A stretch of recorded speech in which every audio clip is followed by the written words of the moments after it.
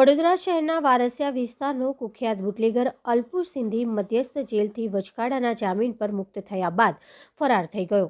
Vadodara crime બ્રાન્ચની ટીમે છેલ્લા 4 મહિનાથી નાસ્તા ફરતા આરોપીને આજે એક્સપ્રેસ હાઈવે કરજણ ખાતેથી પકડ્યો હતો। વડોદરા શહેરના કિશનવાડી પોલીસ મથકે વારસિયા વિસ્તારના સંત કવર કોલોનીમાં રહેતો આરોપી અલ્પેશ ઉર્ફે અલ્પુ હરદાસમલ વાધવાણી સામે ગુનો નોંધાતા તેને કાચા કામના કેદી તરીકે વડોદરા મધ્યસ્થ જેલમાં રાખવામાં આવ્યો હતો। જોકે ગત 18 મેના રોજ ગુજરાત હાઈકોર્ટ દ્વારા આરોપીના 7 દિવસના વચગાળાના જામીન મંજૂર કરવામાં આવ્યા હતા, જેથી આરોપી જેલમાંથી બહાર આવી ફરાર થઈ ગયો હતો।